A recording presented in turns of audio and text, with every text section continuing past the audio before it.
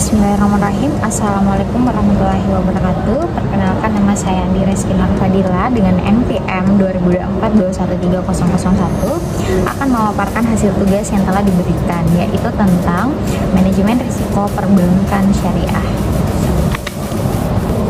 Oke, baik. Jadi yang pertama itu saya akan menjelaskan bagaimana regulasi perbankan syariah serta bagaimana konsistensi dari prinsip-prinsip syariah.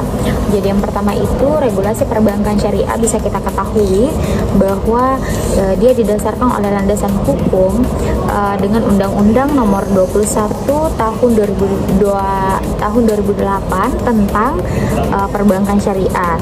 Terus selain itu perbankan syariah itu juga dilandaskan secara hukum secara umum tentang bagaimana kegiatan usahanya dan pengawasan dari bank syariah.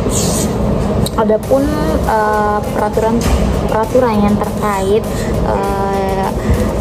tata kelola perbankan syariah seperti Otoritas Jasa Keuangannya Nomor 2 tahun 2004 tentang penerapan tata kelola syariah bagi bank umum syariah dan unit usaha syariah. Oke, adapun konsistensi dari mereka tentang prinsip-prinsip syariah itu kita harus mematuhi segala prinsip-prinsip syariah, keadilan, transparansi, keseimbangannya maupun kepentingan umumnya. Jadi bank syariah itu juga harus memiliki Dewan Pengawas Syariah atau biasa disebut dengan DPS. Jadi untuk mengawasi kegiatan ini dia harus memastikan dengan kesesuaian dengan prinsip-prinsip syariah. Selain itu ada OJK, Otoritas Jasa Keuangan, yang melakukan penilaian terhadap penetapan tata kelola syariah di bank syariah seperti itu. Baik, jadi yang kedua itu apa upaya yang dilakukan oleh pemerintah dan industri untuk meningkatkan kesadaran dan pemahaman kepada masyarakat tentang perbankan syariah. Jadi ada beberapa upaya yang dapat meningkatkan kesadaran dan pemahaman masyarakat tentang perbankan syariah. Oke, jadi kita bisa melakukan sosialisasi dan edukasi. Kita bekerja sama dengan Otoritas Jasa Keuangan bagaimana kita menjelaskan tentang produk-produk yang ada di bank syariah dan bagaimana layanan di bank syariah. Terus kita pengembangan produk serta kerjasama dari lembaga lain. Jadi bank syariah dan Otoritas Jasa Keuangan bekerja sama dengan lembaga lain seperti sekolah maupun universitas. Jadi hal tersebut dapat meningkatkan kesadaran dan pemahaman masyarakat tentang perbankan syariah seperti itu. Oke, jadi yang terakhir itu tentang bagaimana apa saja kendala yang dihadapi dalam pengembangan infrastruktur, teknologi dan keuangan untuk mendukung pertumbuhan industri perbankan syariah dan bagaimana cara mengatasinya.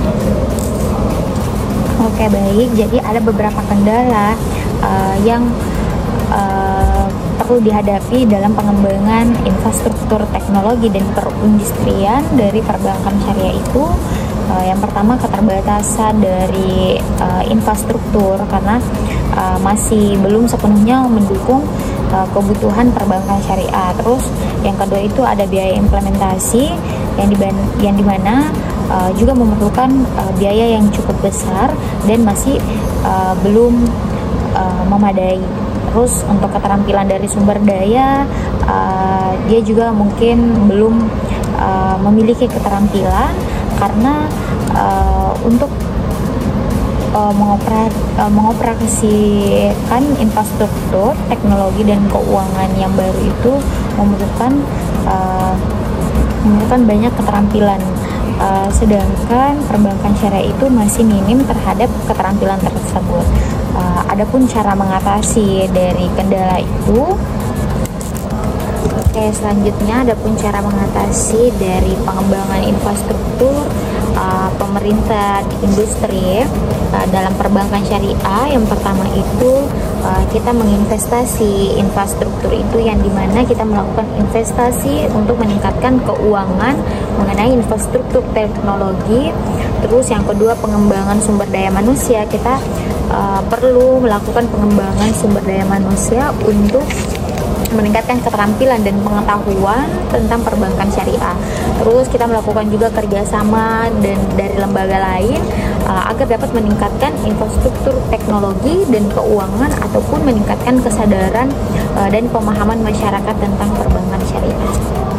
Oke, baik, jadi itulah tadi pemaparan hasil dari pembahasan manajemen risiko pada perbankan syariah. Lebih kurangnya mohon dimaafkan. Wabillahi taufiq wal hidayah. Wassalamualaikum warahmatullahi wabarakatuh.